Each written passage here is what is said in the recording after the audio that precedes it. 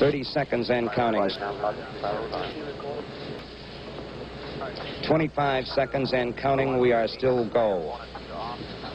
20 seconds. Guidance alert. The guidance system now going internal. 15, 14, 13, 12, 11, 10, 9, 8. Ignition sequence start.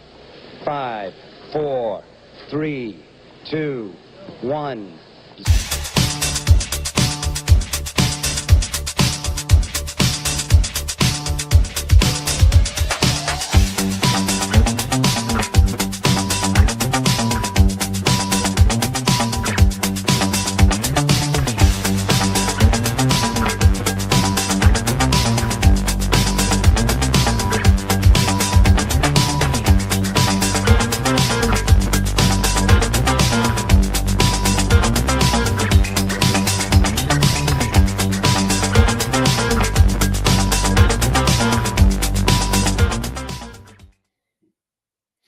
Good afternoon to viewers in Europe and Africa, and good morning to the vast majority of my viewers in the Western Hemisphere. Good very early morning to viewers in the Pacific Rim, India. Welcome to the Angry Astronaut, and here we are about to land on the moon again. These things are all of a sudden happening with a lot more frequency than we're accustomed to anyway. This frequency of moon landings was a reality back during the time of Apollo, but guess what? It's happening again. Finally, we've been waiting for this to transpire. We've been waiting to hopefully get going with this with Artemis, and I'll tell you, it was tough. There was a lot of hiccups in the process, but it looks like finally things are moving forward in the right direction. Where's everybody checking in from? We have 83 people or so at least on the mainstream, and I know we may have some folks on the vertical stream as well. Hello, Captain Peter Quinn. Hope you're doing well today. 45 on vertical. Hello, folks on the YouTube Shorts side of things. We've only recently started live streaming over there and have had a lot of interest. Very happy about that because we're talking a lot of new viewers. So welcome, folks. A lot of younger folks, which I'm super excited about, including people who don't necessarily know what Artemis is. So anyway, we've got Hailing Island, Nottinghamshire. We have Tampa Bay.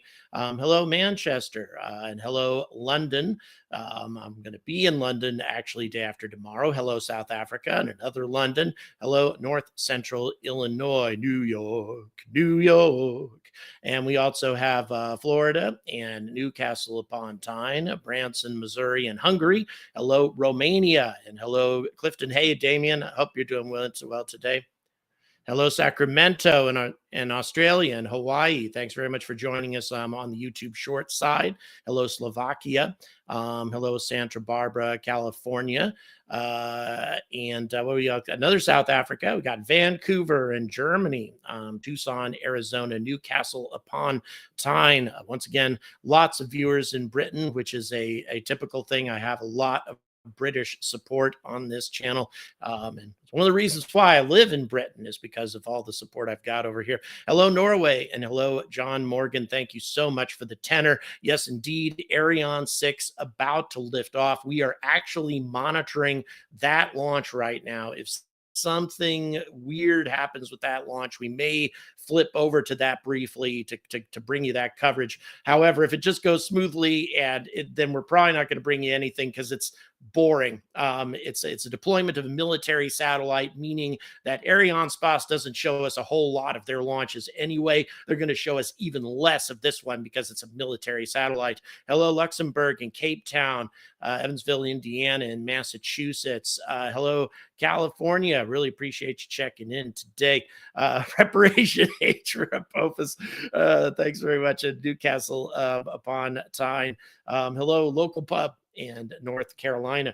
Really appreciate you guys joining us here today. Thanks a lot. So we are waiting for Intuitive Machines. Intuitive Machines should be going live in about 9 minutes or so. Once again, 8 minutes. Okay, so what we have, again, this is what's called the CLPS series of missions for the Artemis program. Artemis is humanity's return to the moon, except this time, at least the plan this time, is to establish a moon base, a space station orbiting the moon, a lot more permanent presence than we did the last time around. But these missions are robotic missions designed to gather as much information as possible about the moon, things that we may not have learned the last time that we were there, things that are going to impact lengthy stays there. Because the last time, Apollo astronauts were only there for a few days at a time. Now we're talking weeks, maybe even months on the moon, which means a lot of solar radiation, a lot of cosmic rays, extreme cold at night. The moon at night is one of the coldest places in the universe once it gets cut off access from the sun, especially as after it's had days and days of being isolated from the sun. It gets ridiculously cold there, meaning that life support becomes a real challenge in these environments. And so therefore we need to learn as much as we can from robotic spacecraft first, before we move on to a human space flight. That being the case, I'm going to go ahead and give you a little bit of information on this spacecraft. Intuitive Machines has landed a vehicle like this on the moon before. The last time they did it, though, it wasn't perfect. It broke a couple of landing legs because it's LiDAR, the LiDAR being a laser guidance system designed to help it to guide it down to the moon, to determine the lay of the land, the terrain, to make sure it doesn't land on a big rock or on a hill, something like that.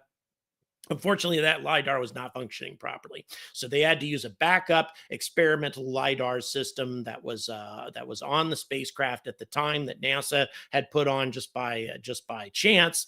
They used that; it didn't work as well, and so the lander came down quite hard, broke a couple of its landing legs, and fell over on its side. Was still able to carry out a lot of its mission, but it was far from a perfect mission. So, in any event, this time, this rover has the ability, or rather, this lander has the ability to explore the moon a bit better than the last one did. It has something on board it called the Micro Nova hopper on board. It is very small. This thing is very lightweight, but it can operate up to 25 kilometers away from the landing site, and that's very important because this lander is setting down in the lunar South Pole region. This is where the lunar ice is, that all important lunar ice that we are going to need in order to set up long-term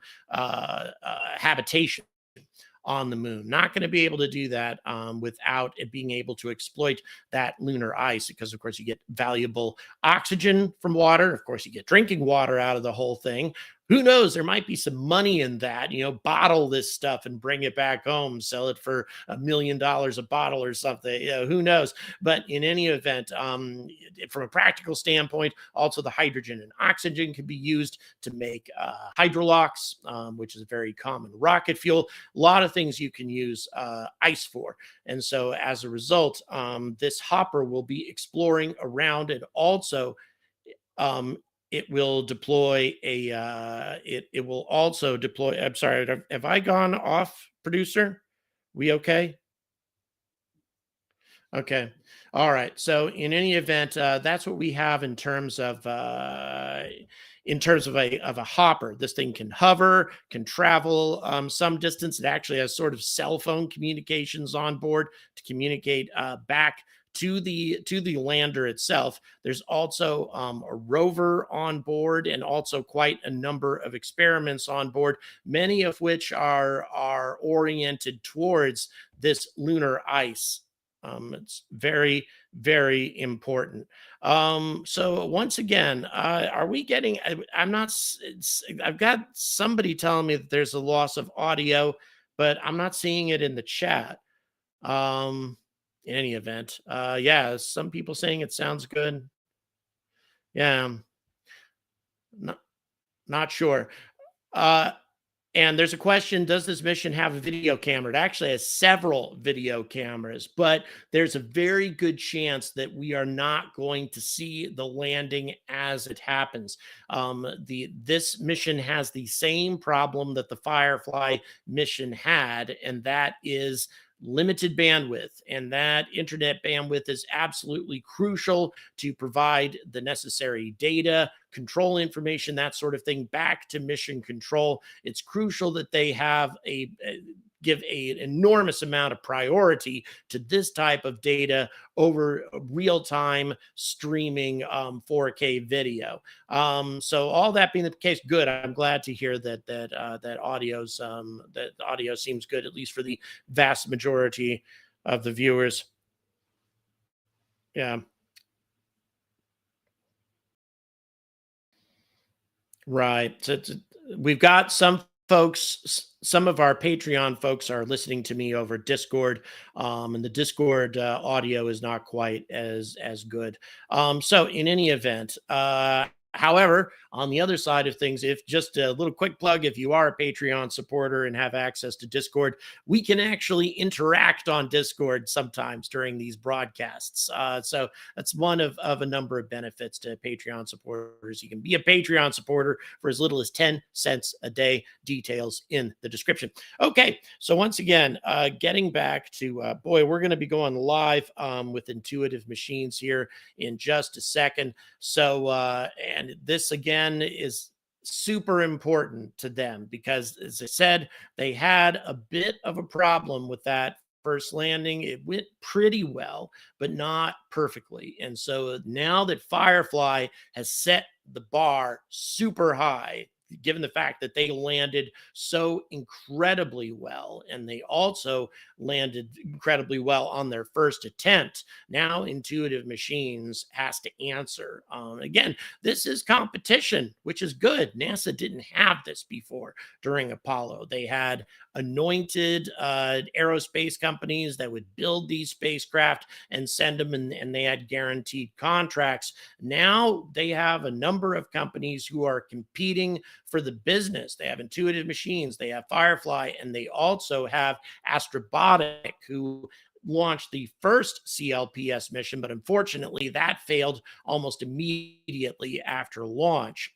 Although they managed to salvage a lot of it, they did manage to at least get some of the experiments carried out in space, and they managed to get it at least partially functional. I have just to give some props to the Astrobotic team to have accomplished as much as they did with what was essentially a broken spacecraft. But nevertheless, they have to answer as well, and they're going to be answering later this year when they send a huge lander, much bigger than any of the other ones we have seen thus far. A very big lander to the surface of the moon, and it will be carrying a sizable rover. Not the rover it was originally supposed to carry. Originally, it was supposed to carry a rover called the Viper, a very ambitious, resilient rover designed to explore the craters of the lunar South Pole looking for ice. But unfortunately, NASA canceled it after spending hundreds of millions of dollars on the damn thing. They canceled it. It is a very unpopular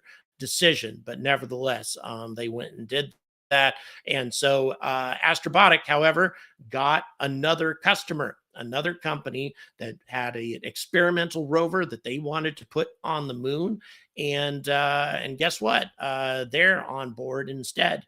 And very exciting, very, very good that they managed to get that other customer. And NASA still has a guaranteed money that they're supposed to be paying for the mission anyway. So it'll be an important mission regardless, just not as big as we would hope it would be. All right. Hello, Netherlands, by the way. Oh, looks like we are starting to get going here. We got the starting to get some introduction going here. I think probably some proprietary music. So we're going to wait until they're done with the intro, and then we will bring them live. Again, the showing the IM-1 mission, again, largely successful, but not totally successful. And now IM-2, big moment for Intuitive Machines. Big moment for CLPS, big moment for the United States, because it's the first ever attempt from the US to ever land anything at the lunar South Pole. Let's go ahead and bring Intuitive Machines on to the audio. Of Intuitive Machines. And I'm Leah Cheshire with NASA Communications. This flight is conducted under contract with NASA's Commercial Lunar Payload Services Initiative. With Artemis, we are returning to the moon to conduct groundbreaking scientific discoveries and technological advancements. And just like IM-1, the second mission with Intuitive Machines is helping us get there. As you may know, it's been an exciting week for lunar exploration as another CLPS mission just landed 4 days ago. Today, we are going back to the lunar South Pole with another commercial company. And Leah and I are at Intuitive Machines' facility here in Houston, just down the street from NASA's Johnson Space Center. About 6 hours ago, our lander named Athena completed her descent orbit insertion, or DOI, burn. That main engine firing started lowering Athena's altitude towards the lunar surface in preparation Producer, for can we landing. pump up their audio a bit? Their entire team, their families, friends, and stakeholders are all watching about 10 minutes down the road from Mission Control at the Lone Star Flight Museum, waiting for Athena's final engine burn to the surface. Now that DOI, or descent orbit insertion, is complete, Athena is operating autonomously, but flight controllers still have the option to make some adjustments. The lander is expected to coast from 100 kilometers above the surface down to about 10 kilometers, and then she's expected We have to it cranked fire as her main loud as we engine for can. powered Apparently, descent. there's an That's running audio final issue. engine burn all the way through to Apparently, touchdown. there's an audio We issue have on their made side. some We have it late cranked as high as changes it'll to go. PDI's profile to accommodate for some uncertain variability with recent landing measurements. We now expect PDI pitchover to happen about 450 meters above the lunar surface versus the originally planned 400 meters. We're doing this to allow a little extra time for flight controllers to confirm and manually screen altitude measurements before ingesting those measurements into the navigation filter. We do have additional navigation aids on this flight that were not available to us back in our first mission for IM-1. Now let's take another look back inside of Nova Control. Our mission and activity directors are sitting at the top left of your screen, and they're supported by about a dozen additional flight controllers surrounding them in this circular mission control operations center. It will take the entire team, including a dozen backroom support staff, to land Athena today, Leah. If we receive confirmation that Athena has touched down, the lander will go through several measures to make sure its liquid methane and liquid oxygen engine is safe. And then flight controllers will prioritize vehicle health data before sending images, approximately 2 hours after landing. And right now, flight controllers are monitoring Athena's health and trajectory ahead of her autonomous landing sequence. That begins with powered descent initiation at approximately 11:16 a.m. Central Time for a landing at approximately 11:30 a.m. Central. From this angle, you can see a large monitor on the wall inside of Mission Control. What they're looking at is up on your screen right now. It's the room's situational awareness tool called the Viz, directly in front of the mission and activity directors. The Viz is an animation representing real-time telemetry data feeding into Nova Control. Nova Control receives the data and runs it through a video game software, then generates a visualization of that data. It's a useful tool for keeping track of what Athena is doing in space. The white line you see right now is pointing to the moon. There are also some other color lines you might see pop up, like a blue line, that's the past and intended trajectory. The yellow and the green lines are pointing toward the sun and the earth, respectively. And at different points during landing, you might see some different color cones appear. Those are antenna arrays used for line-of-sight communication back to Earth. We're going to show the Viz periodically throughout this show to check in on Athena, and we intend to leave the Viz up during landing to give you the most accurate information possible. And Leah, let's go ahead and use that tool now. We have a screen off to the side here, and it looks like Athena is about 72 kilometers above the lunar surface, continuing to decrease her altitude over the next hour until firing her engine one more time for landing. Again, that landing time is expected at 11:31 Central Standard Time, 12:31 Eastern. The countdown clock at the top of your screen is counting down to that time, and we expect to remove the countdown clock approximately 2 minutes before the landing opportunity. Now, getting to this moment has been quite the journey, especially over the past 7 days in space since liftoff from Launch Complex 39A at NASA's Kennedy Space Center. Athena lifted off at 7:16 p.m. Eastern Standard Time from atop a SpaceX Falcon 9 rocket on February 26th. Approximately 43 minutes later, Athena entered a translunar orbit, which is a direct shot at the moon. Over the next few days, Athena completed small engine firings to refine her trajectory before flight controllers commanded lunar orbit insertion on March 3rd to place the lander approximately 100 kilometers, or about 62 miles, above the lunar surface. For 3 days in lunar orbit, she has prepared to make her journey down to the lunar surface. The journey to low lunar orbit took firing Athena's liquid methane and liquid oxygen engine 4 times. We got a big including crowd one today, 7.5 guys, minute burn especially to get on into the moon's orbit. on the Over the last vertical 24 side, hours, the Athena short has side. maintained her Welcome, everybody. trajectory in low lunar orbit, waiting for suitable lighting conditions on the moon's surface to begin her autonomous descent to Mons Mouton, the designated landing site for the IM-2 mission near the south pole of the moon. And we did get to see some of that video, Leah. Rugged, but potentially the future of humanity down there on the South Pole. Yeah, I can't wait to see what we find once we get there.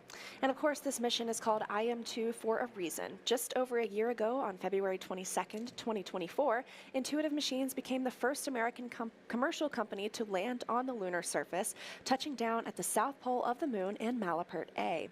The Nova C-class lunar lander was known as Odysseus. It broke a piece of landing gear as it touched down and tipped over, but still delivered and operated the payloads aboard for their intended duration. Now, due to lighting conditions at the South Pole, lunar landings in that area are limited for how long they can operate. The spacecraft gathered solar power for 7 days prior to shutting down and completing the mission. Our joint coverage today will follow Athena through her descent and landing on the lunar surface, carrying 10 payloads with her, including 3 from NASA. This mission is enabled under a task order with NASA's Commercial Lunar Payload Services Initiative. Here's more on how this project operates under Artemis. Yeah, we just had we got, unfortunately, some copyright music going on right now. So real quick, the Intuitive Machines lander got here a lot faster than the Firefly one, faster than a lot of these landers. And one of the big reasons is Intuitive Machines has a powerful maneuvering engine on board, a Methalox engine, the same type of fuel that's used for Starship. Methalox delivering a substantial amount of thrust for the size of the engine and the amount of fuel consumed. So yeah, definitely a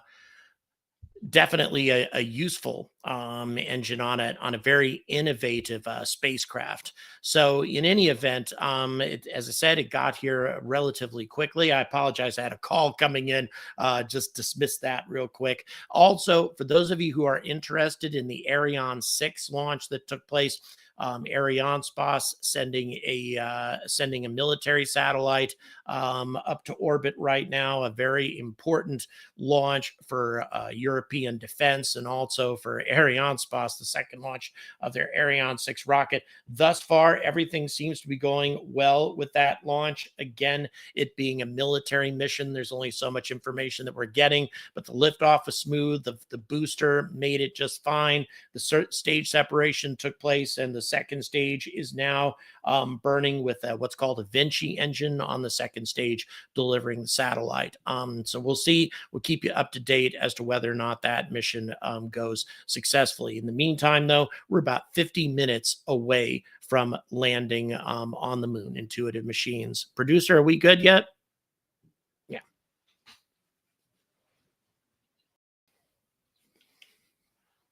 In less than a week. I mean, what an exciting time. Well, it certainly is. I mean, we've had the launch of IM-2 on last Wednesday, and then very early Sunday morning, we had the successful landing of Blue Ghost Mission 1 from Firefly. It's really, I'm over the moon at this point. You know, talking now about this specific mission for IM-2, can you tell us why some of the specific Anton, thank you so much for your support. Really appreciate it. Thanks, everybody. And don't forget to like and subscribe, guys. Mission for Intuitive Machines? So Intuitive Machines' first mission, NASA primarily selected scientific instruments. As a matter of fact, we left it up to Intuitive Machines to pick out which NASA scientific instruments instruments that we had available for the moon, they would fly on IM-1. But this mission is really different. It's not just Intuitive Machines' second flight of their Nova C model lunar lander.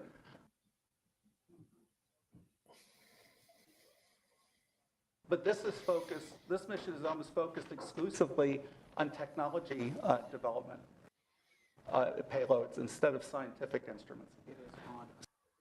So the payloads that are on Intuitive Machines 2 will really test out and demonstrate new technology. We do have some audio problems, apparently, from Intuitive Machines. By people that develop exploration systems and by people that do operations in space. So it's got a really different character than IM-1. You know, that's really fascinating. I can't wait to discover what we learn once we're on the moon.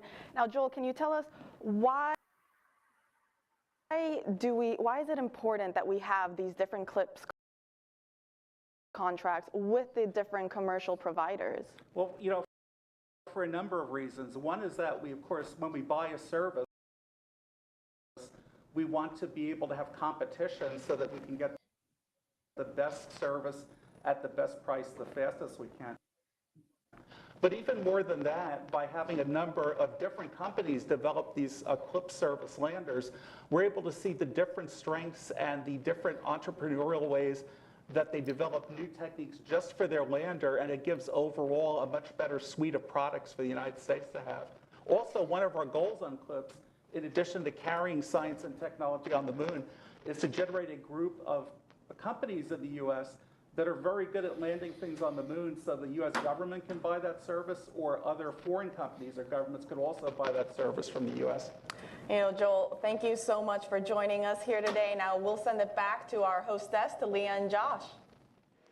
Thanks, Antonia. We're following along with Athena's descent toward the lunar surface. I'll glance over at the viz, and it looks like she's continuing to decrease her altitude until powered descent initiation. She's right about 58 kilometers, but we expect PDI in approximately 36 minutes. That's powered descent initiation. That is a main engine firing that takes about 12 minutes. It's designed to slow Athena's speed in preparation for final descent moments before touchdown. The time of ignition for PDI is 11:15 a.m. Central Time, and that's 11 a.m., 12:15 a.m. p.m., Eastern. The entire landing sequence is autonomous, meaning the lander is in control of every milestone required for a lunar landing. Okay, so we have another conflict because of copyrighted music. So once again, to review what this landing attempt at the lunar South Pole. There have been a number of these CLPS or CLPS missions that have taken place prior to this, but none of them have tried to set down in this region. And that's going to be an extreme challenge. The lunar South Pole is a very rugged area. It is heavily cratered. There's lots of lunar mountains, lots of steep grades, lots of areas that are difficult to set down in. And also, I've been critical of Intuitive Machines lander because it seems to be a bit top heavy. I don't like tall, thin landers for setting down on the moon. I like short and squat. And that's what Firefly had, and they were totally successful. By the way, India's Chandrayaan-2 lander was also configured that way and was successful. And by the way, was the first human vehicle of any kind to land at the lunar South Pole, and they pulled that off successfully. So, you know, that being the case, we'll see how they can pull it off this time. Again, I'm confident that they'll be able to do it. I just think that they're working a little bit against themselves based on the design. That sort of tall, spindly configuration may not be the best for the moon. Astrobotic doesn't do it that way. Firefly doesn't do it that way. I'm not sure if the Japanese do it that way. We'll see. But in any event, by the way, let's see if we can bring you another update from Arianespace. Nothing at all. Near as we can tell, the mission's going fine, but we don't have any other information from Arianespace on that particular launch. We're going to go ahead and bring him back, producer. spacecraft using Nokia's 4G LTE lunar surface communications system. We have people that are driven to build and fly and operate space equipment, and that's what we're here for. It's who we are.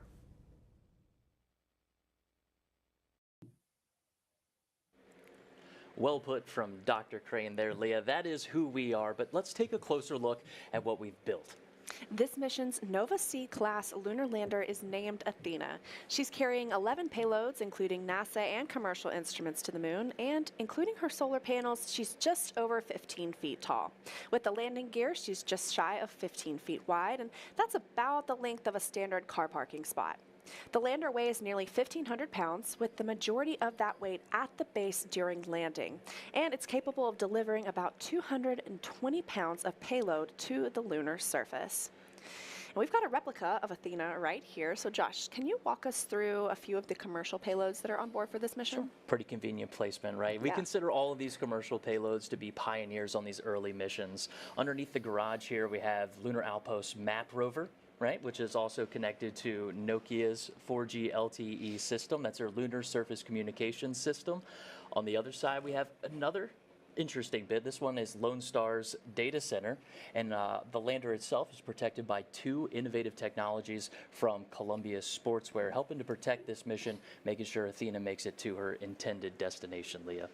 Athena and her payloads are expected to land on the Mons Mouton region of the moon. This is farther south than any lunar landing attempt ever. And Leah, that is significant.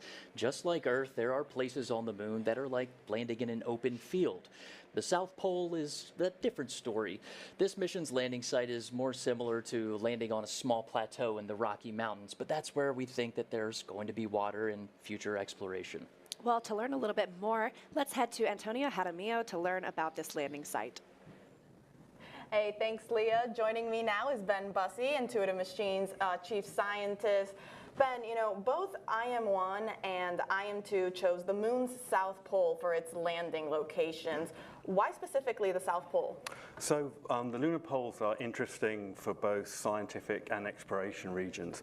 We know because of the moon's tilt that the craters near the pole are permanently shadowed. They never see the sun. So they're extremely cold, and we believe that water and other volatiles could build up inside those craters and in the polar region, and that represents a resource for future robotic and human exploration. And also the poles are sort of lunar incognita in that they've been relatively underexplored. If you think back to the Apollo era of exploration, that was all sort of equatorial, and so there's still a lot to learn about them.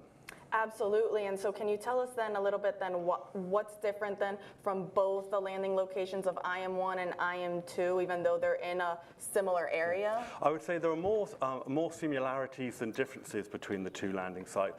The poles are a challenging location in that when you look at the moon, you have sort of the dark regions that you see, which in Latin are the seas and the lakes. They're relatively flat terrain. But we want to explore the poles. The poles are what they call highland terrain, more rugged, low sun angle, which makes them challenging. And so IM-1 landed about 80 degrees south. It's also the location that the NASA with Artemis wants to send crew. So we're gradually working our way towards the poles. We're about twice as close to the pole with IM-2, about 85 degrees south, about 160 kilometers, 100 miles away from the South Pole. And now, you know, you briefly touched on it, but can you discuss some more the challenges of landing in the South Pole? Yes, so I think when the team picks a landing site, there are really three parts to that. The first part, the most important part, is it has to be a safe landing site. The moon doesn't have atmosphere. It has hazards. You can't avoid craters, and so you have to have the capability to avoid them during the final part. You also have to avoid the boulders. So the first step is going to be a safe landing site. The second part is, are you going somewhere where the instruments and the payloads that you're flying, can they achieve the science or the technology goals that they want to do? And that's one of the reasons we've picked the site that we have. And the third, one of the reasons also the poles are challenging, is unlike the near side of the moon where you'd see the Earth all the time and the sun would come up for 14 days and set. Thank you, Plastic. Really appreciate it. Thank you.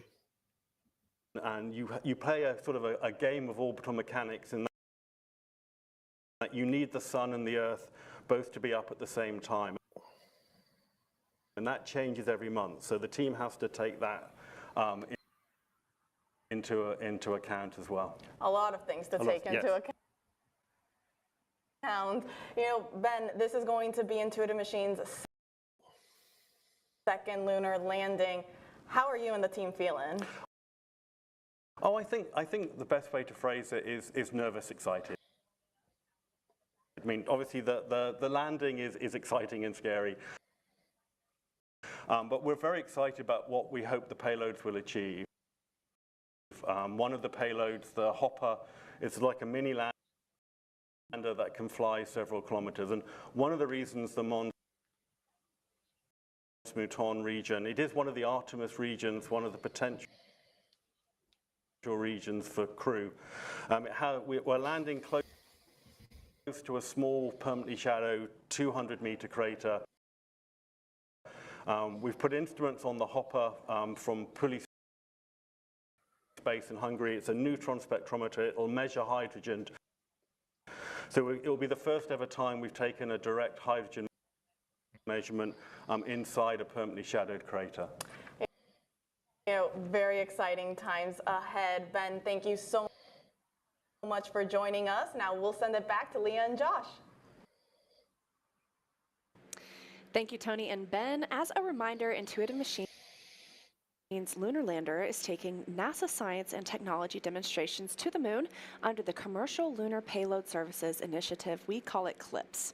Under CLPS, NASA asks commercial companies like Intuitive Machines to provide lunar delivery services that advance capabilities for science, exploration, or commercial development of the moon. This flight will deliver 3 NASA instruments for CLPS, including a drill suite called Prime 1 and a laser retroreflector array, or Thanks so much, LRA. Grand Rapids. These NASA And thanks, payloads will focus Joseph. on Thank you. drilling capabilities, investigating resources below the lunar surface, and analyzing surface and subsurface volatiles. Thank you, Saturn, man. Wow, so much generosity. Thank you. Surface, let's take a closer look at these NASA instruments. First is Prime 1, or the Polar Resources Ice Mining Experiment 1. Prime 1 is a collection of 2 instruments that complement each other's work. The Trident drill, which stands for the regolith and ice drill for exploring new terrain, and M-SOLO, which stands for mass spectrometer for observing lunar operations. The Trident drill will extract lunar soil, also known as regolith, up to Could we try to 1 reboot meter this, or producer? approximately 3 feet below the Reboot their surface. stream just to see. M-SOLO, the mass spectrometer, is designed to analyze the composition of that sample for water and other components. In addition, M-SOLO will measure the composition of gases released near the drill activity. This technology instrument will help demonstrate drilling capabilities that will help scientists understand I just keep seeing the buffering. on-site or in situ resources that already exist. It's buffering a lot. We're going to see what we can do about this buffering, guys, to see if it might be from our side. We're going to go ahead and reboot the Intuitive stream real quick to see, just in case this problem happens to be coming from our side. So bear with us here while we go ahead and try to bring this back and see if it changes anything.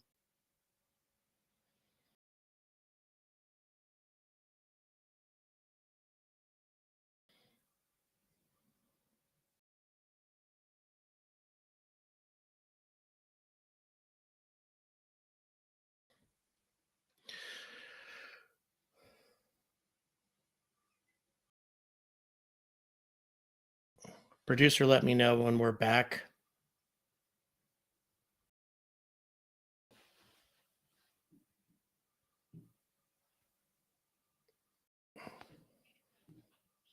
Right.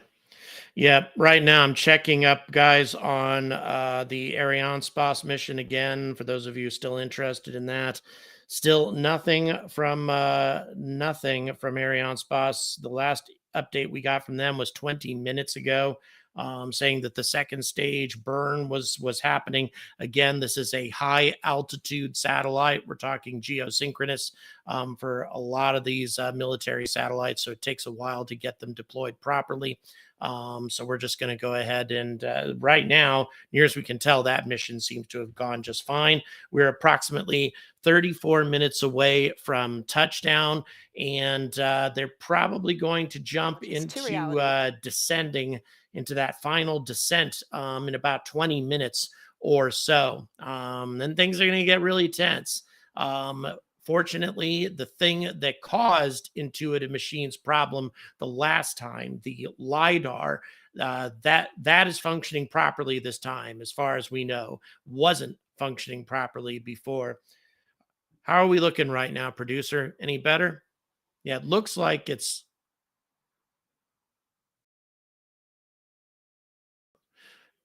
Yeah, good. Let's go ahead and put Intuitive Machines audio back.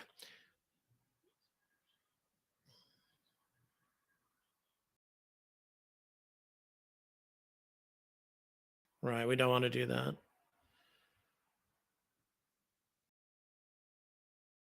Internal research funds and development, and then the government puts money in. So we're true partners. All right, we got them back. Let's see if that helps. Now, specifically on IM-2, why did NASA decide to Yes, Anton, it was IM-1 that tipped over the last time. Or GRACE, and then also the Nokia Lunar Surface Communication System. So I'm glad you asked.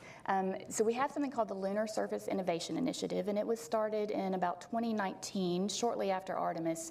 The whole idea there was, in order to do anything on the moon, you're going to have a set of capabilities or technologies that everyone is going to need. Just your basic infrastructure, if you will. So things like power and surviving, the dust and the environment you're in. But two of the key areas that come up over and over again, of course, are autonomy and robotics and mobility, being able to get around. We all know that there are places on the moon that are more treacherous than others. It's a pretty rough environment. So we have permanently shadowed regions, which you've heard about earlier today that we want to get into.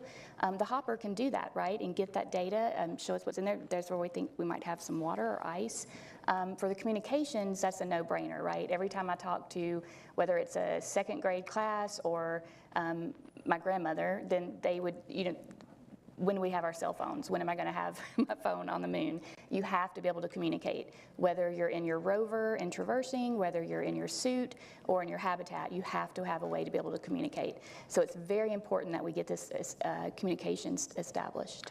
And aside from making sure we have communications on the moon, I guess how does NASA determine what other technologies are important to demonstrate on the lunar surface? Right, so this has been a lot of fun because what we really do is look at the larger, I'm going to say, ecosystem of both what NASA wants to do from an architecture perspective, but also from establishing a commercial ecosystem on the moon. So there are certain capabilities that you're going to need, those infrastructure items, if you will. So when you think about living and working somewhere like the moon, I don't know about y'all, but if I go to Walmart, if I go to Florida, I'll have to stop at Walmart and buy my flip-flops, right? You have to prepare for a lot of different things that could happen. So you need that basic infrastructure so you can be more independent from Earth and live and work. So things like power. I mentioned the dust. We learned in Apollo that the dust is very abrasive and very hard on your systems. So we have active, passive, and operational ways to control that. You notice I say dust mitigation, not solutions, because you have to mitigate it. Being able to rove around, being able to have communications, in situ resource utilization, which Prime will be looking at, on how we can use the natural resources where we are instead of being totally Earth dependent. So doing those studies, understanding kind of infrastructure that everyone is going to need is how we pick and prioritize. So definitely a lot of important technologies. Yes. Nikki, thank you so much for joining us and speaking with us today. Now we'll send it back to Leah and Josh. Thanks, Tony and Nikki. Here's a deeper look into how the Nokia tipping point will work and the benefits for future missions. On Earth, a cellular network has many components: base stations, radio units, and a core network that manages the connection between users and the network. Okay, now it's going. Here we go again. another copyrighted music situation. So once again, it looks like we're about 29 minutes or so away from landing. They're going to begin that descent here in about, I would say, in about 10 minutes or so. So then we'll be counting down the distance to the lunar surface and the speed as the vehicle obviously applies braking thrust. It's still traveling very, very fast right now, and clearly it has to go a lot slower in order to safely set down. So bear with me, guys. We got a producer. Can we reduce that volume just a tad? All right. So in any event, bear with me for just a moment here, just checking some of the comments to see whether or not we have anything else. And once again, since we rebooted, I think that we've gotten that the streams looked a lot better than it was before. But in any event, there was a comment. Oh yeah, now I remember. There was a comment made about Starship. Since I had expressed concern about a tall and maybe top heavy kind of configuration being bad for the moon, how it's going to be a lot worse for Starship. I tend to agree. I think Starship is going to be a very problematic vehicle to try to land in the lunar South Pole. I think there will be areas where we will be able to land it, definitely. It can't be all hills, mountains, and craters, but nevertheless, it's going to really limit the number of landing spots compared to some of the other alternatives that were proposed years ago. I bring this up all the time. It's kind of pointless to bring it up, but the Dynetics Alpaca was much more long, low slung, and designed to land on serious grades on really steep hills and still land safely. And that's something that none of the landers that were actually chosen are designed to do. Let's go ahead and bring Intuitive Machines back.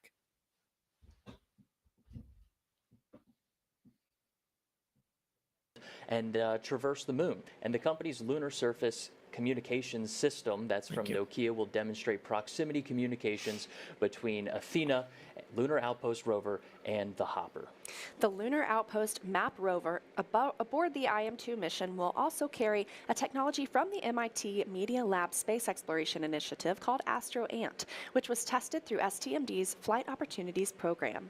To change the pace of space, the Science Technology Mission Directorate's Flight Opportunities program works with industry flight providers to rapidly demonstrate promising technologies in reduced gravity and other relevant environments. And Leah, we're just about 12 minutes from Athena starting her final approach to the lunar surface, and things are moving forward as going into a tense 11-minute main engine firing towards the lunar surface. And to this point, Athena has traveled over 700,000 kilometers up on the Viz over 8 days for this final very risky maneuver. Yeah, risky is right. It's no secret that landing on the moon is challenging. Countries around the world have attempted this incredible feat, with some being successful and some not. Of course, the United States has landed on the moon many times, most notably during the Apollo program. But today we're looking for the third landing by a U.S. commercial company enabled under NASA's CLPS initiative. Ahead of these important milestones, let's discuss the challenges of landing on the moon through CLPS. Take a look.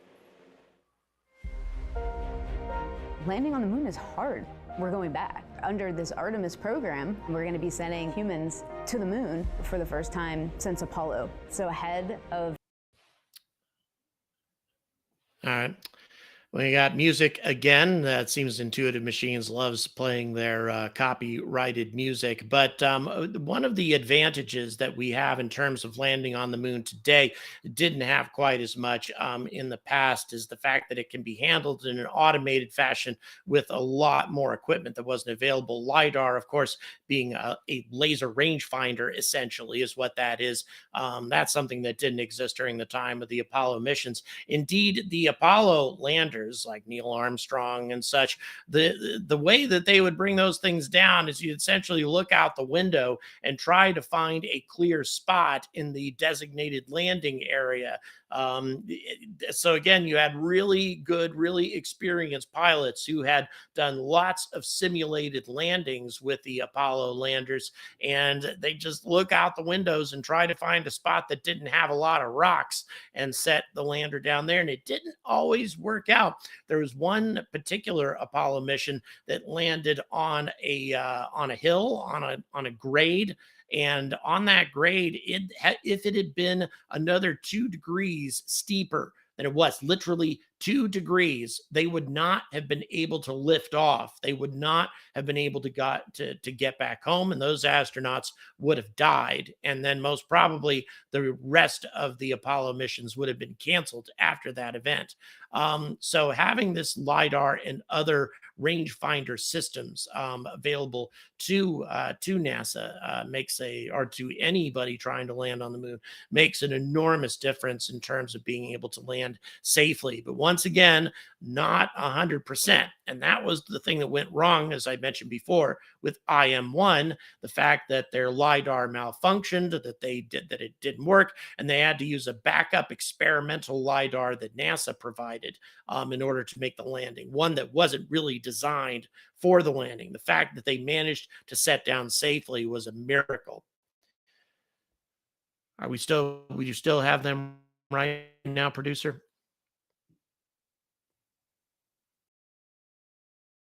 Can we bring them back?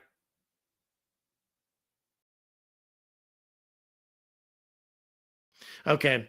Apparently we still have, we just listened in, we still have some music, unfortunately. So we'll go ahead and continue with all of that. So yeah, I mean, Starship, I think, will experience a lot of those problems also. I think a Starship will have a lot of these problems eliminated once we have a landing pad for it. I think that coming up with an automated system designed to build landing pads will make a huge difference for Starship. Then at that point, all of the enormous cargo that Starship is capable of transporting, its advantages will definitely come into play at that point. But right now, Starship is not very well set up to land in rugged terrain. So I think it will be a challenge. I'm sure they'll be able to pull it off. It'll just be a challenge. Now we can go ahead and bring Intuitive Machines back. We're just a few minutes away from the descent. Attracted by Intuitive Machines across the globe and into Nova Control. The mission director and landing system experts are looking at a screen called the Deorbit Descent and Landing, or DDL screen. It's used primarily while Athena orbits the moon through to landing. That same data flow is being interpreted through a video game engine to create what we call the viz that you see on your screen right now. Well, we have made some improvements to increase the fidelity and reliability of the viz. We expect to keep it up for you during the landing, although the last few seconds may be an estimation of what's happening, as Athena may lose communications contact, particularly when she pitches over right before vertical descent. Right now, looking at the viz, it shows Athena approximately 15 kilometers above the lunar surface, so we're getting close. Now, when the lander makes it down to about 10 kilometers, we expect Athena to continuously fire her main engine, throttling down until softly landing on the lunar surface. And Leah, that final burn is called Powered Descent Initiation, or PDI.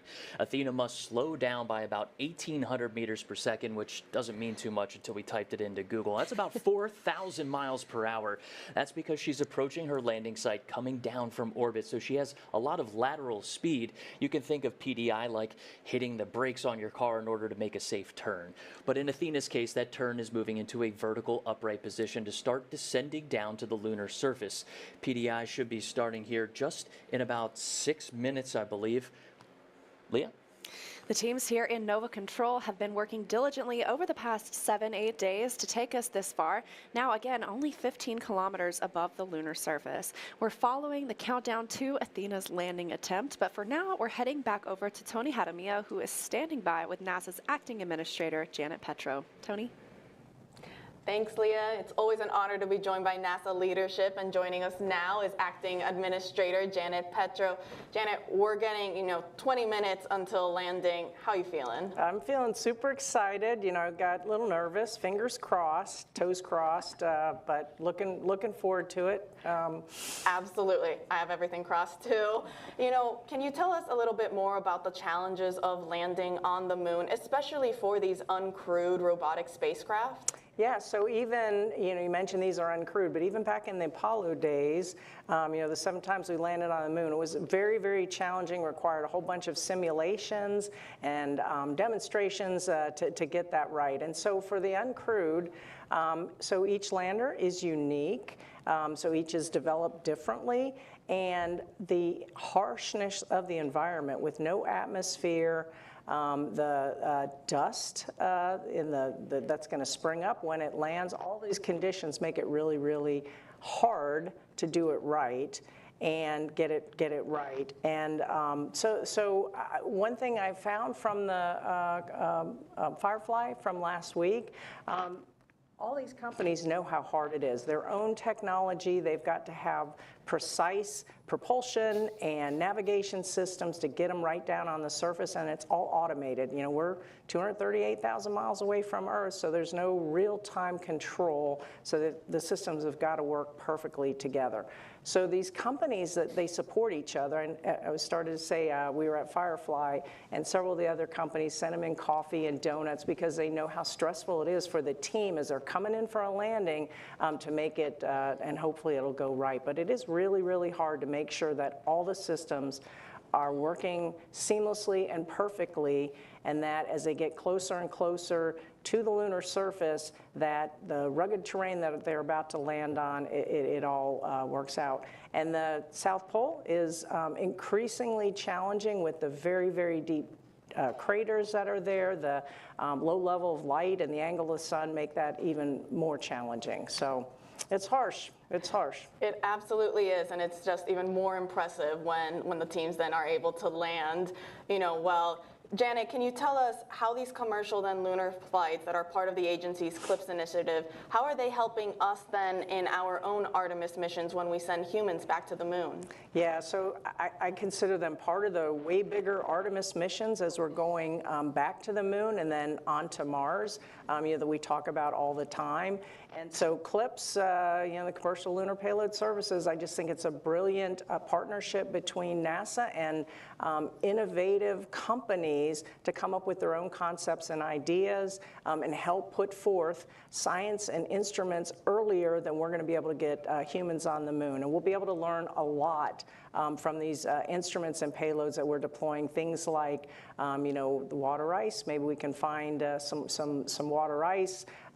Different roving mobility techniques. Of course, looking at all the lunar resources and the drilling, drill baby drill that we're going to do on this mission. So all of that we're going to be able to apply to Artemis when we get humans back on the surface of the moon, and then as we go out to Mars. And again, I think CLIPS is a brilliant partnership.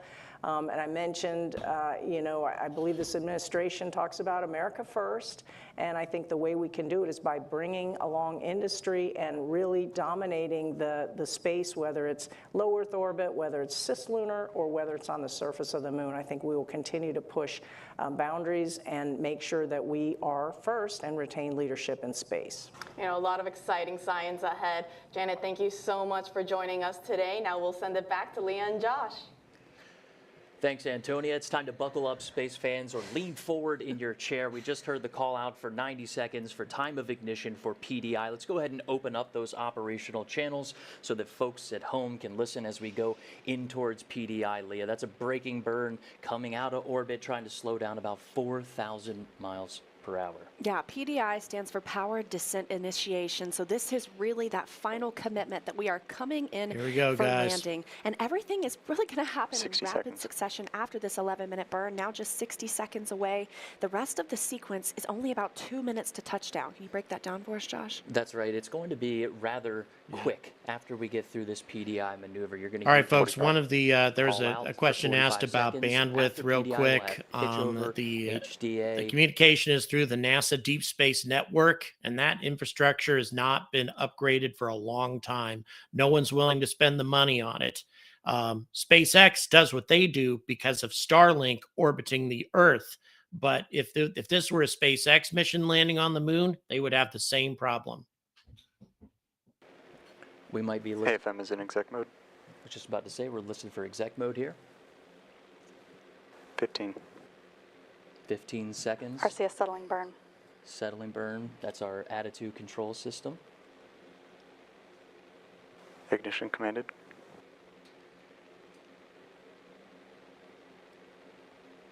Ignition and main stage. All right, let's go ahead and start our stopwatches here. Cameras are running. We'll be listening for that. All right, so the braking burn has started, guys. Chamber pressures look nominal. Decelerating and starting into that approach. They're not going in at 100% here, Leah. They're going in about 90% in case they need a little bit more oomph on this braking burn. Again, this is about good control. About an 11-minute burn, but the Thank engine you, does Anton. not cut Thank off you. at the end of Happy this burn. It just birthday, continues to Annie. throttle down Happy until birthday. we land softly on the lunar surface. And we're listening in to hear some good confirmations of data. If you hear good confirmation of data, that means that that data is No, Sue, it has not viz, crashed. what you're watching right now on your screen. We do expect to lose some of those communications, especially during that pitch over maneuver at the end of PDI. That's when the lander will be changing its attitude and maybe those antennas aren't pointed directly back to Earth. It's something we expect, something we plan for. But one thing that's unique to the lunar south pole is what's called multipath, and that's when you have radio waves reaching their intended destination back at Earth after they're taking a different route, maybe bouncing off a crater or a ridge. So we do expect less than optimal radio signals on the surface, but that's something we have to plan for, and it's something that's reflected inside the viz here. So if the viz does lose communications, it's going to continue moving in its last estimated vector. So folks at home, you might be seeing the lander touch down on the surface, but the ultimate call of confirmation and what is happening is going to come from that mission director seat. You see it in the small box on the bottom right hand of your screen. That's Dr. Tim Crane in the mission director seat today. Coming up on 1 minute and 45 seconds since the start of the burn, again, an 11-minute burn using the main engine aboard Athena. And if you're watching the viz and it looks like Athena is traveling parallel essentially to the lunar surface, that's because it is. This is a braking burn. Confirmation 2 minutes in, and a better picture on the viz that shows just chamber pressure still nominal. Continuing to get good calls, but the next step will be pitch over. So during that pitch over time frame, Athena will begin to upright itself and prepare to descend down to the lunar surface and also activate HDA, or hazard detection and avoidance. Can you break that down for us too? Yeah, we touched on this at the top of the show, Leah. We are going in at about 450 meters for PDI versus our originally planned 400 meters, and that's because we had some uncertainty and variability within the recent landing measurements, going in about 50 meters higher, allowing those flight controllers to manually confirm and screen alternative measurements. But we do expect that our estimated landing time will stay closer towards that estimated 11:30 Central Time. That's 12:30 Eastern. And right now we're standing by, just about to hit 3 minutes into this burn. We're listening for 3 minutes in. There it is. How about that?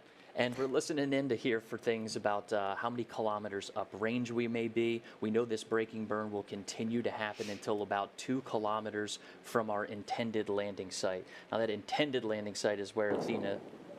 Still processing good depause. Hey, that's a good call. All right, folks at home, that depause is that delta position, meaning the lander is taking pictures in flight, and she's comparing those two pictures together to determine how much have I moved and figure out how fast did I get there in order to affirm that Athena's going in the right direction, making the right moves going forward. Another good thing about depause, we're getting good comm. So on your screen at home and you're looking at the viz, you're looking at, what is this, about 16 meters. That may be off about 16 meters. We'll stand by for a call out to confirm maybe altitude as well as distance to the landing site. But if they're getting good DPOS, they have good comm. Again, we do expect, plan, and train for a loss of comm right around the pitch over time frame, and maybe also as well as we descend towards the lunar surface, making sure that our radios and antennas are in the right config. 490 seconds left in the burn. 490 seconds left in the burn. That's code for, we've been burning for about 4 minutes, Leah. We'll stand by to try to get some more data and call outs here, maybe some kilometers up range, as well as the mixture ratio, trying to figure out the vehicle's performance, that mixture of liquid methane and liquid oxygen going into the engine. Let's take a second and listen in to flight controllers. GNC 174 acknowledged. Yeah. For those of you who are expecting to see, you know, this with live cameras and all that, again, these folks, like anybody else going to the moon, are utilizing the NASA Deep Space Network. That is an old communication system that nobody spent money to upgrade this thing substantially for a long time. NASA infrastructure is very, very important. And they haven't spent a lot of money to upgrade it. So as a result, bandwidth has to be prioritized for the control and data coming over from the lander. That's what we get first. And so therefore, video, 4K video, that sort of thing, you're not going to see that live. However, they are filming it, and we will see it eventually, and I will be broadcasting that on this channel when they upload it.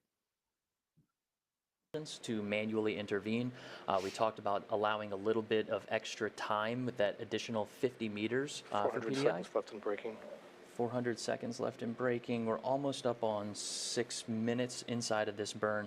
But that extra 50 meters is allowing flight controllers to manually confirm and screen alternative measurements, as we did have a little bit of uncertainty and variability with recent landing measurements. By my count, we're just crossing about 6 minutes, Leah. That means we're GNC over. 175 acknowledged. If they had their own, if they took some satellites with them, yeah, they would have to build a network. We are over halfway into this 11-minute burn using the main engine on. But yeah, they could. AFM is in braking 2. Braking 2, progressing through that PDI count, Leah. 350 seconds left in braking. 350 seconds left in braking, just crossing over the 6.5-minute mark since PDI, powered descent initiation. This is one continuous burn from PDI all the way down to the surface. VFM mode is DPOS only. All right, we're still processing delta position. Those are camera measurements the lander is looking at and making decisions. One of those decisions will be using hazard detection. Okay, we're seeing that altitude dropping off rapidly now. Autonomously make those decisions of a safe site, whether that's safe from a boulders or steep slopes. We'll hear those call outs after we pitch over. You'll hear HDA, and that's what we're listening for to figure out where those hazards are and choose a new landing site. The speed has dropped by nearly 50%. Now over 7 minutes into the burn, this braking burn. 300 seconds left in braking. Specifically 300 seconds left. This braking burn. Engine is still healthy. And great confirmation about the engine itself. That engine is bringing GNC us. 176 acknowledged. Engine is bringing us from about 4,000 miles per hour to eventually a soft about 1 meter per second, or about 3 feet per second landing. And I'm catching a little jitters watching the viz here, so I think folks at home will be seeing the same thing. Remember, this is data being streamed down from a lander that's braking about 4,000 miles per hour, trying to feed that data back 250,000 miles away. TAL is ebb now at 5 dB. Just to enjoy a little view. 8 minutes elapsed. Camera's now in braking 2 mode. We are still inside of PDI, braking 2 mode. 250 seconds left in braking. Right now, IM-2 is hovering, or rather flying, a little bit higher than the altitude of a commercial jet. Don't expect the engine to reach full 100% thrust. It's really a throttled approach. This engine is designed to continuously burn and throttle all the way from power descent initiation, which began 8 minutes and 30 seconds ago, about through 40,000 touchdown. feet. This approach is very similar to what we saw for the Apollo descent modules as well. And it makes a lot of sense. If you go in at 100% and you need a little more, there's nothing left to give, right? We want to come in. Man, that nominally altitude around is dropping 90% fast and then now. have a little You bit can of see room that to play at the if we top do need to right increase of their the display. speed of which we're slowing is down. dropping You'll real hear folks maybe fast. call out the rate of acceleration, but in this case, for us, that's 9 deceleration. minutes elapsed. Crossing over 9 200 minutes. seconds left in braking. Yes, just a couple of minutes left in the braking burn, so another look forward to that rapid succession of events that'll come immediately after braking is complete. We will see pitch over begin. We'll be using those 4 RCS, or reaction control system thrusters, at the top of the spacecraft to reorient Athena before its a final approach, vertical descent, and terminal descent. And all of those after PDI, Leah, that you just called out, we're expecting those to happen rapidly. All right, guys, the speed has dropped down a lot at this point, about 60% from where we were at the beginning of the burn, and we're about 10 kilometers, about 33,000 feet up. Systems, again, expected as we get in towards. And you're right, Sue, no go-arounds. Some jitters on the They are committed now. Either it works or they crash. Good data on Quasonics. The first one we heard a loss of GNC signal. 177 acknowledged. The second was a confirmation that the 10 minutes second in. radio, we still have signal. So it's good signal, good data, good viz, and we're watching the show here along with the folks at home. 10 minutes into the burn, so expecting just about a minute more until the end of this braking maneuver. 9 kilometers. About 4 minutes from landing, guys. We expect and plan for pitch over just about 2 kilometers away from the intended landing site. That gives Athena a little bit of time to pitch over and start looking forward using her navigation sensors to detect different hazards, as well as her altitude, to lower down to the lunar surface at approximately 8 kilometers altitude. Towards plan. There's About LOS as we 27,000 approach feet our or so. pitch over.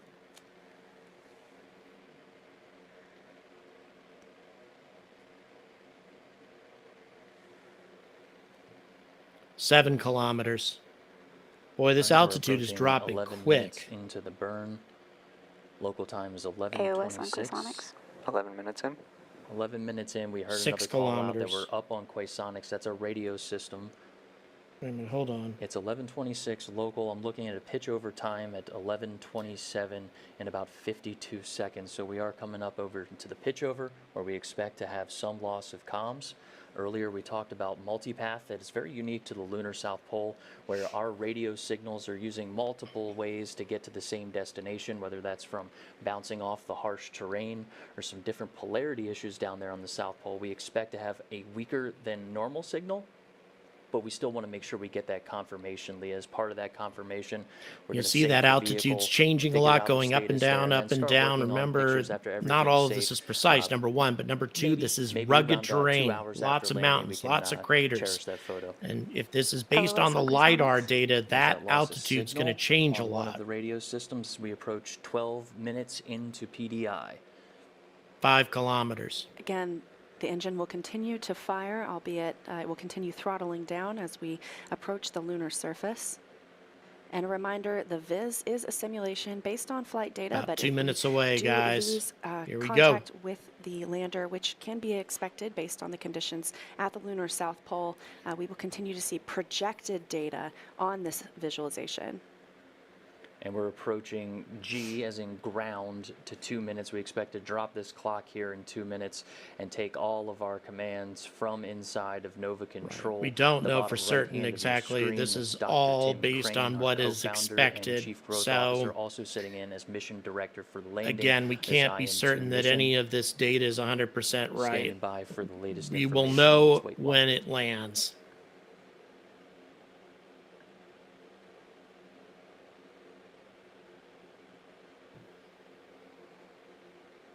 Like right now, you saw the altitude go back up.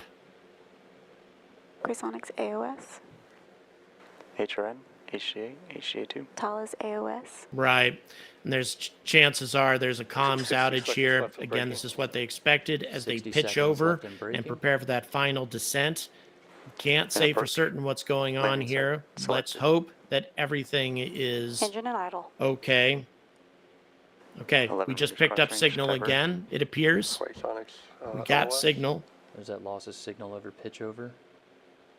Stand by, see if we regain that signal. Remember, Right folks, now, viz the that speed, you're it's watching at going home is an about the speed estimation of, data. It's doing its a best. car That's going a lot of through data a coming from residential really neighborhood far right away. now. All commands So and it all is going confirmations quite slow. come from our mission director at the bottom right hand of your screen.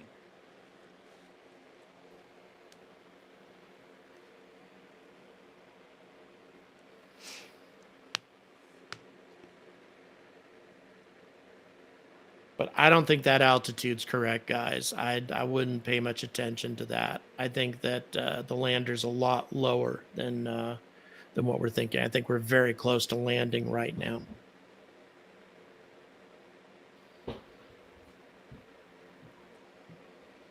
Godspeed, Intuitive Machines, Nova C, let's go.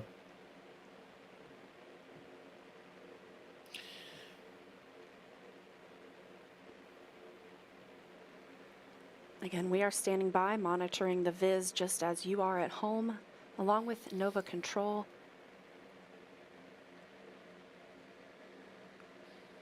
We are approaching approximately the time that we estimated Athena would touch down on the surface. We did hear a call out for a Quasonics LOS.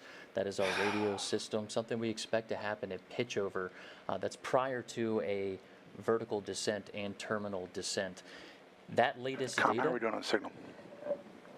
is what you're seeing on the viz. Why don't we go? We currently are getting our uplink through HEMI-2, and we have a healthy AGC value, so our uplink is coming in strong for Talas. And then for our downlink, we have a strong EBNO at 17 on Green Hilly, and we are currently not seeing our Quasonics. So we are in Quasonics LOS. All right, that's a See our Quasonics. signal strong on the spectrum for Talos. I'm not seeing our Quasonics on our spectrum as of yet. FM, what mode are we in? We approach 17 is the last we've seen. All right, so that's up on one radio, and they do have a loss of signal in the second. Fido, I'm looking at the SenseXL. Do you see the SenseXL reading? Let me look. That's the mission director detecting, see if I the am lander. seeing he sensed Excel 1G. I'm not liking the sound of this, guys. So that was the I mission hope I'm director, wrong, Dr. but I'm Tim not Crane, liking trying the to figure out sound of what is this. the vehicle sensing. It has two inertial measurement units on board. You can think of those as your inner ear. So when he's asking what is the sensed acceleration, that's what he's asking for, is what is that inertial measurement unit, that inner ear detecting as far as acceleration.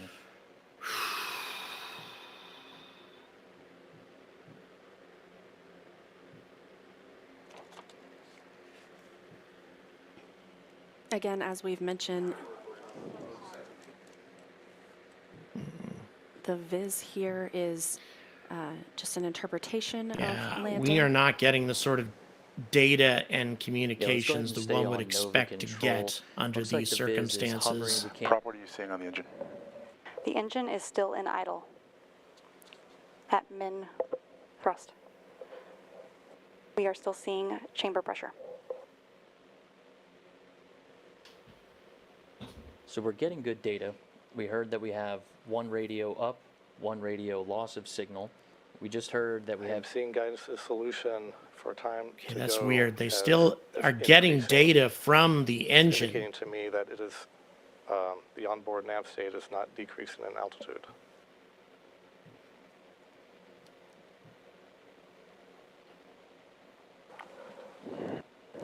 The good news, the HRN laser is now ready to fire. So we heard that we have one good radio sending down data, one that has loss of signal. We have prop. Standing by with a manual command for landed ops. Yep. No recommendation at this time. Yep, we have prop telling us that we have good data. That was someone just commanding. We heard exec mode to go into this firing mode, and someone standing by to get into our landed ops mode. I'll wait for Dr. Crane to confirm here.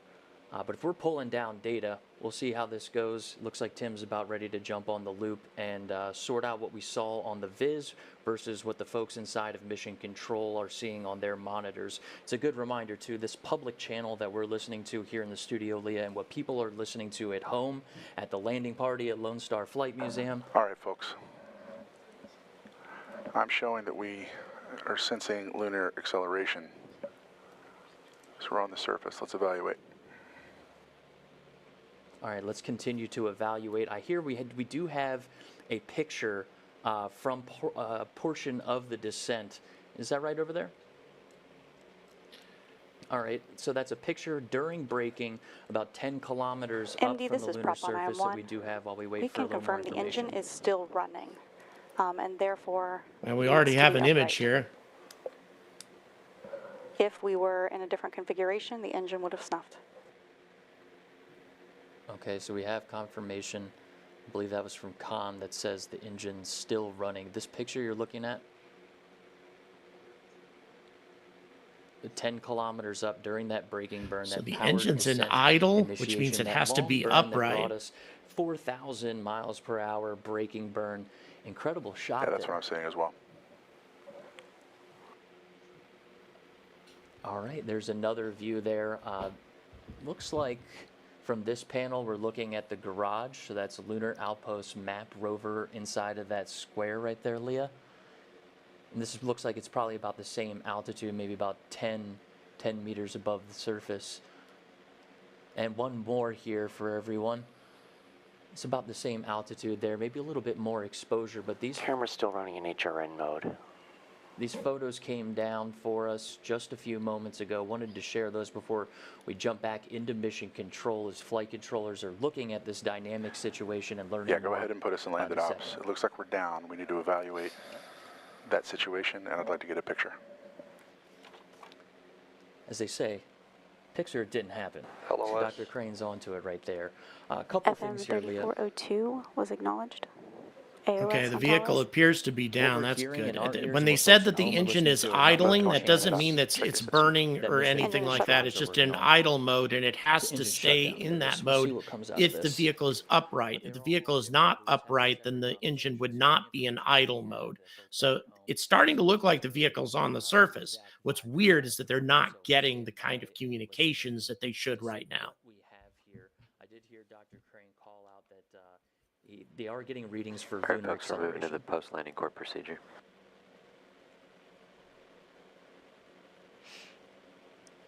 All right, Spark, I'm going to start shutting some stuff off as soon as we can. Copy. Can you meet me on my loop, please? Feed lines are inerting. All right, so if we have enough data to be inerting feed lines,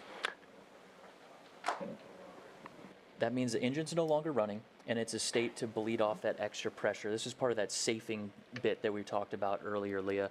Looks like our CEO, Steve Artemis, just stepped into the room. That's in the bottom right hand of the box here, talking to the mission director, Dr. Tim Crane. He just called out telling Spark to turn some things off. That's because we need to remain in a power positive state, Leah. Getting that top deck solar array into a spot where we are able to charge, but sometimes you have to turn a few things off to make sure that you're charging and not just burning through that power.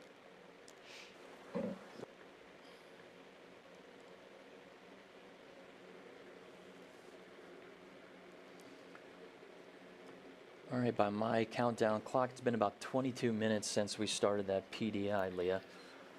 Again, this is And very again, we were odd anticipating landing that at about have this little 11:31 data and this little a.m. communication. Central Time, 12:31 p.m. Eastern Time. It can get tricky with communications on the lander when you're in a... Prop, do we have insight to tank pressure if we turn off the Mogies and the Iggies? We would, yeah. All right, that's code for the... If you turn off Mogies... Thank you, Robert. Thank you. Inert or vent the tanks. Yeah. We can bring them back up though, right? Yes. How are my pressures? They're low at this time. Okay, turn off the Mogies and the Iggies. Going. Could we turn everything off except the vent valves? Yes.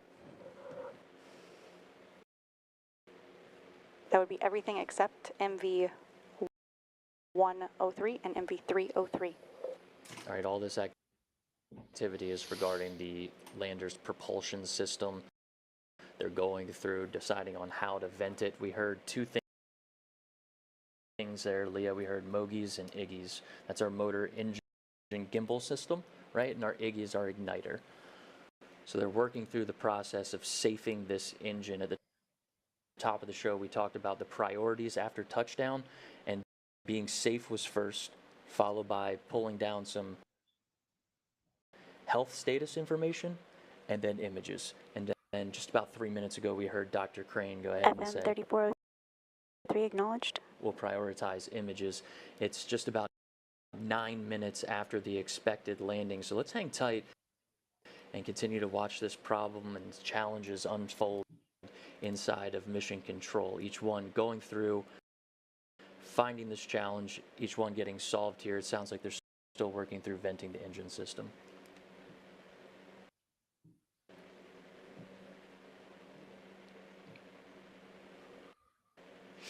Let's power off the Quasonics until we get a handle on what antenna we're going to pipe it through. Copy. Quasonics is currently in idle mode. Good enough, thank you. Quasonics, that's our radio. There's 2 radio systems on the lander. It sounds like when we talk about that vehicle health status, we heard some things for prop. Vehicle health status includes being in a power positive state. Spark 636 acknowledged. So we are communicating, commanding the lander, and getting acknowledgments back that the lander is behaving as expected. So putting those things together while we wait for confirmation from Dr. Crane. We have an engine that is shut down. We are venting the engine. Spark 637 acknowledged. We are getting acknowledged commands from the lander. Standing by for confirmation from Dr. Crane. And just a recap of some of the timelines All right, so far today. to upgrade We you have guys on power it, descent update initiations rather everybody start about what just FM took place 3406 here. acknowledged. The landing technically took place about 10 minutes ago. Power descent And as initiation near is the as braking burn that right now, its communications seem to have an issue at the moment. The lander is responding to commands. The engine has shut down. It is responding to all of the instructions that it's receiving. So it appears to be operational. The weird thing is that we don't have the type of active communication with the lander as one would expect. We're not getting that landing confirmation that one would expect. So if we can just, if Intuitive Machines can resolve these communications issues, that should wrap us for the day. We should be good. But if they can't, if there's some sort of problem with the antenna, we're going to have to see. So right now, the best we can do is just sit and wait, see what happens next.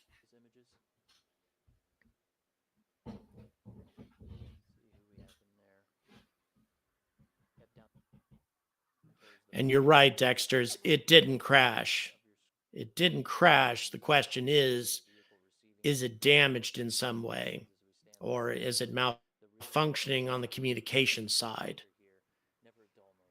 We did hear that they were going into 640 acknowledged. commanded landed ops.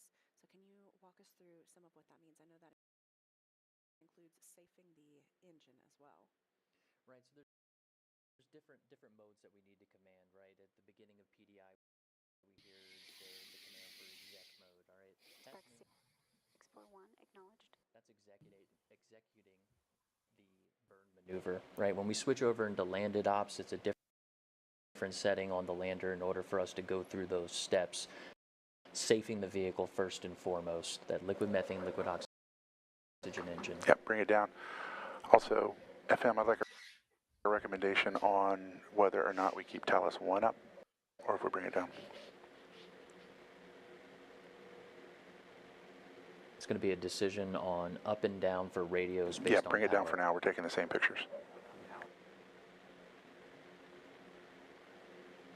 I would not recommend powering down Talos.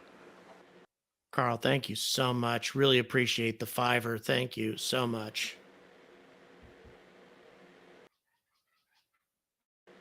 Wow, that's your first ever super chat. He did say. I'm honored. Thank you so much. pictures.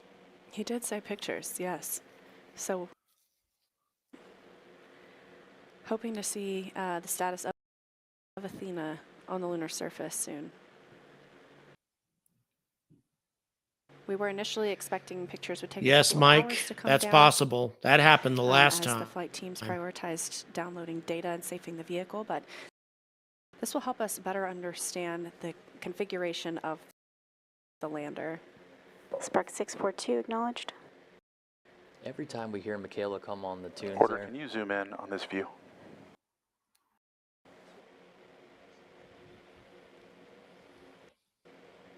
Actually, give me the spacecraft view. Spark 644 acknowledged. getting all these acknowledgements coming through. No, take task down. All right, we're going to see here. Looks like Tim's Star going to tracker's down.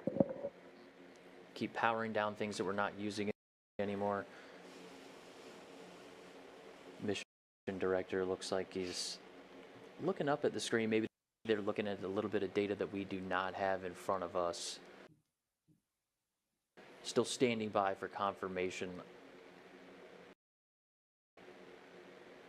Well, we've heard a few steps go through the process, venting the lander system, hopefully pulling down data inside of mission control, confirming Athena's status on the surface. And then finally, it sounds like we've heard a couple mentions of pictures. We've shown a couple from that descent stage. And we're just going to keep standing by, looking into Nova Control here in Houston, Texas, just down the street from Johnson Space Center, to find out the situation inside of the IM-2 mission with Athena's touchdown. Again, that was about... Yeah, this is another thing. They're getting a lot of responses from the vehicle. That's all good signs, that there are different systems and subsystems that are responding, saying, are you there? Yeah, I'm there. Are you there? Yeah, I'm there. The problem is they're going through this process of shutting systems down rapidly as well. We've heard them say that a number of times, meaning that they're trying to save power. The question is, did the vehicle land upright? Did it topple over like the last time? If so, then they're not getting the solar energy that they need. Are they not pulling as much power as they need to keep the vehicle in operation? Again, this is real critical that this thing landed upright. If it isn't, they're going to run out of power soon on their batteries, and the vehicle will be dead. It is, of course, that's just speculation. We have no reason to believe that that's what's happening here, but they are shutting systems down to try to conserve power right now. Trying to work those, but we are charging, which is a very key element to this mission. Looks like the room's filling up with our subject matter experts. Just continue working on this challenge to see where we stand. Spark 649 acknowledged. If you see DS is back in low rate. You see folks walking on the bottom right hand of your screen underneath the camera. That's because the room's situational awareness is about a 65-inch TV sitting underneath of there. So what they're pointing at could be data, could be confirmation. Thanks for the $5. I really appreciate it. Second set of legs on the side. You know, I just think, honestly, if it toppled over again, if that's what happened here, that's a design flaw at that point. And I think they really need to look at making a more squat lander. But again, we don't know that that happened for sure. We can't say that at all right now. This is all speculation. We are sending commands to the vehicle. We have shut off equipment that has not been necessary. We know that we have an engine that has been shut off. We've commanded the vehicle into yes, Sue, it is charging. The problem is it may not be charging enough. Dr. Tim Crane that we are generating if it toppled over and it's on its side, or if it's leaning, all the solar panels on this thing are on the top. And so if it's not oriented correctly, it could be charging partially, but not enough. During flight. So, again, not sure. Fingers crossed here. Now we're just standing by to hear what the full situation is. About 16 and a half minutes since nominal landing time, and a little over 31 minutes since Athena commanded her final engine burn. Spark PDI. 651 acknowledged. Like you said, Josh, we are communicating. Porter, go ahead and turn on the displays for all the antennas. We're communicating. So you're going to see everyone looking up at the screen here. So when they're calling back to order, that's actually Spark 652 in the acknowledged. back left of the bottom right monitor. They're changing screens inside the room, situational awareness television up front, right in front of the mission director. He just asked to pull up the antenna configurations, trying to figure out 653 acknowledged. which one's pointing back toward Earth, which might be the best one to use. Towards the top of the show and during PDI, when things got a little spicy, we talked about multipath, Leah, and that's something that we expect to happen on the South Pole. It's something we learned from during IM-1, quite frankly, with Odie. Being on the surface and radio waves taking multiple paths to get to the same destination.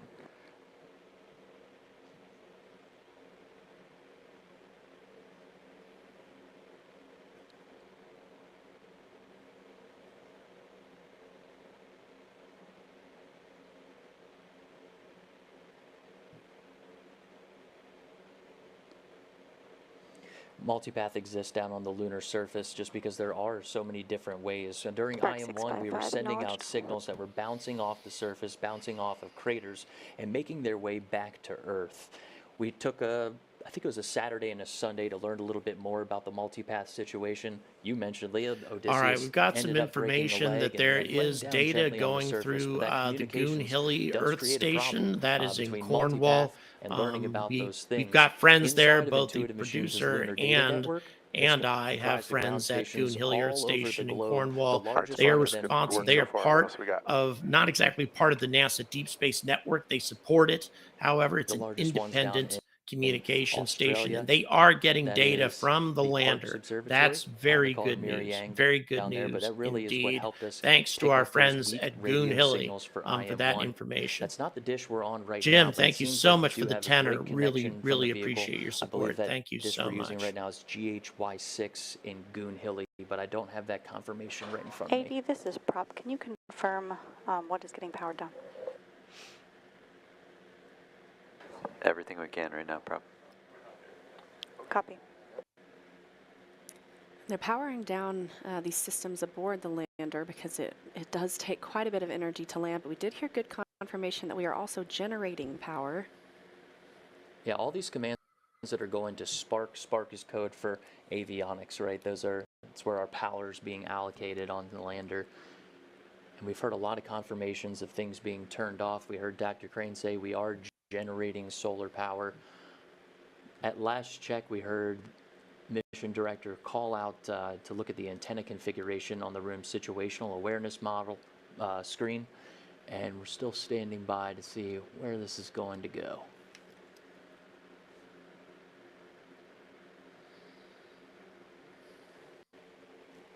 Yes, power down the cosonics until we're ready to use it.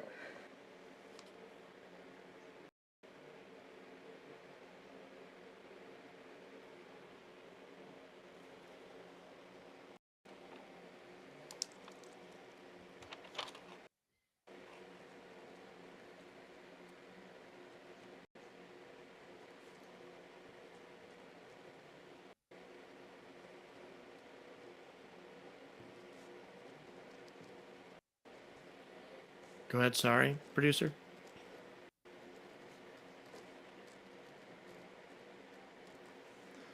It's about 20 minutes now since our intended landing time today. Yeah. Again, we were expecting that around 11:30 a.m. Central. Can you please confirm where you're getting this information from, producer? Intuitive Machines in Houston, Texas, just down the street from Johnson Space Center, continuing to evaluate the status of the spacecraft. Continuing to communicate with the spacecraft itself. All right. So here's a photo what we're hearing at the moment. Goon Hilly Earth Station. Fortunately, we do have some friends there. They provide an important part of NASA's communications network these days. It's something that they didn't used to have, and that is they're getting a signal from the vehicle. It's definitely on the surface, but they aren't confident of the orientation. This is what I was worried about. They're not sure if it's upright. And if that is indeed the case, if it's not upright, leaning over, something along those lines. By the way, we've lost communication with Intuitive Machines. They're going to go ahead and work these issues now, and they have nothing else to tell us at this point, yeah, they've totally cut their feet at this point. So here's again what we're getting from Goonhilly. Yes, we're getting communications. Yes, the vehicle is on the surface of the moon. However, as happened before, although it seems to me that if the orientation is wrong, it might be for different reasons this time. The vehicle may not be oriented properly to get enough power onto its solar panels.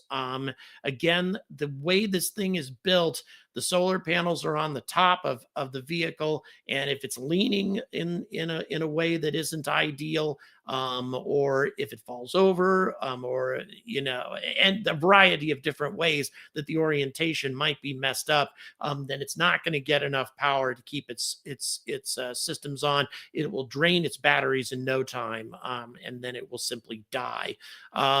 Is certainly hope that that's not the case. So right now they're going through their recovery mode, the recovery methods, recovery procedures, to shut down all the unnecessary systems, bring everything down on the lander except what is absolutely necessary to communicate with it, and try to confirm exactly what the orientation is.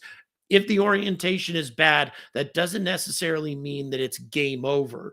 What it might mean is that they're going to have to operate systems in order. In other words, okay, we'll turn this experiment on and this experiment only because we're only getting this much power. We'll complete that experiment, then shut it down. We'll turn this next experiment on, have it run, then shut it down. We'll launch the hopper.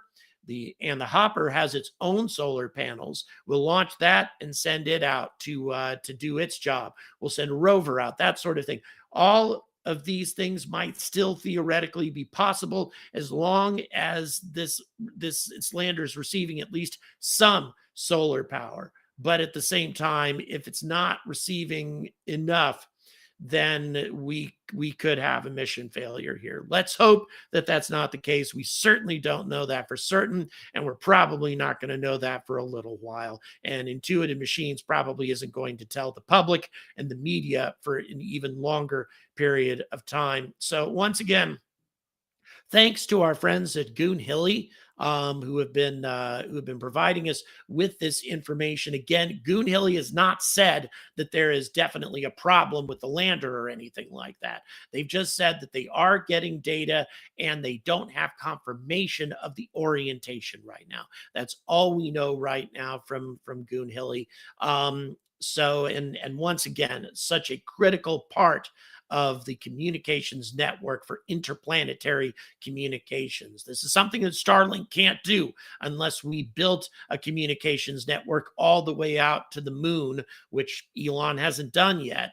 Without that, it is these types of systems, this type of infrastructure that allows this kind of communication. And once again, Goonhilly in Cornwall, right here in the UK, is an absolutely critical part of that communications network. So props to them, and props to Intuitive Machines because they have at least got the vehicle down on the surface of the moon. Let's hope that they will be able to bring it up to at least enough of a level of operative functionality to where it can get its job done. Thank you very much for watching. Don't forget, we have Starship launching in just a few hours, guys. SpaceX and Flight 8 of Starship. That is also immensely important to the future of Artemis. So stay tuned, and until next time, stay angry about space.